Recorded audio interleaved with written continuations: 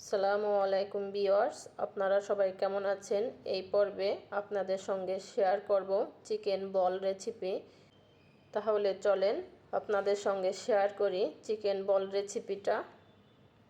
আমি কিছু মুরগির বুকের মাংস নিয়েছি, মাংসটাকে ছোট ছোট করে কেটে নিয়েছি। দিয়েছি 1 টেবিল চামচ চিলি ফ্লেক্স, আর দিচ্ছি হাফ টেবিল চামচ সাদা গোলমরিচের গুঁড়া, দিচ্ছি 2 টেবিল চামচ কর্নফ্লাওয়ার, আর দিচ্ছি স্বাদ মতো একটু লবণ, আর দিচ্ছি কিছু কাঁচা মরিচের কুচি, আর দিচ্ছি আমি 1 টুকরা লেবু নিয়েছি। 1 টুকরা লেবুর রস 1 চামচ পরিমাণ হবে। নিয়েছি 2টা পাউরুটি। পাউরুটি 2টাকে এখন আমি ছোট ছোট করে ছিঁড়ে নিচ্ছি। ছোট ছোট করে ছিঁড়ে নিলে ব্লেন্ডার করতে সুবিধা হবে।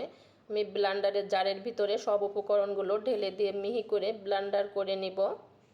দেখতেই পাচ্ছেন আমি মাংসটাকে ব্লেন্ডার করে নিয়েছি। অনেকটা মিহি হয়ে আছে, ছাবা ছাবা হয়নি।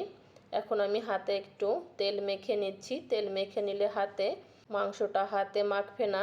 আমি 1 টিস্পুন চামচ নিয়েছি, চামচে একটু তেল মেখে নিচ্ছি। 1 টিস্পুন মেপে মেপে আমি চিকেন বলটা করে নিব। দেখতেই পাচ্ছেন আমি এভাবে মাংসটা নিয়ে হাত দিয়ে গোল করে শেপ করে সব বলগুলো বানিয়ে নিব।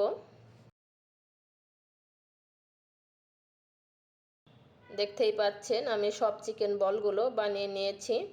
আমি একটা প্যান নিয়েছি, প্যানে 1 কেজি পরিমাণ পানি দিয়েছি। পানির ভিতরে একটু লবণ দিয়ে ভালো করে পানিটাকে ফুটিয়ে নিয়েছি। এখন আমি চিকেন বলগুলো ছেড়ে দিচ্ছি।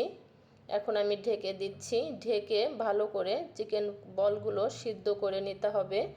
সিদ্ধ করা হয়ে গেছে, এখন আমি একটা ছাঁকনি দিয়ে তুলে নিচ্ছি। আমি একটা প্যান নিয়েছি, প্যানটা গরম হয়ে গেছে। আমি পরিমাণ মতো তেল দিয়ে দিচ্ছি। তেলটা গরম হয়ে গেলে চিকেন বলগুলো প্যানের ভিতরে দিতে হবে, তা না হলে বলগুলো লেগে যাবে প্যানের সঙ্গে। চিকেন বলগুলো হালকা গোল্ডেন কালার করব, বেশি কালার করব না। দেখতেই পাচ্ছেন আমি এভাবে ভেজে নিচ্ছি। হয়ে গেছে, নামিয়ে নিয়েছি।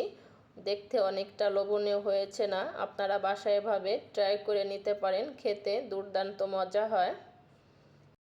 আপনারাও এই চিকেন বলগুলো বাসায় ট্রাই করে দেখবেন। আপনার বাচ্চাদের যদি একবার বানিয়ে দেন, খেয়ে দ্বিতীয়বার আরও একবার বলবে যে আমাকে আবার ওই চিকেন বল বানিয়ে দিতে হবে, এতটা মজা হয়।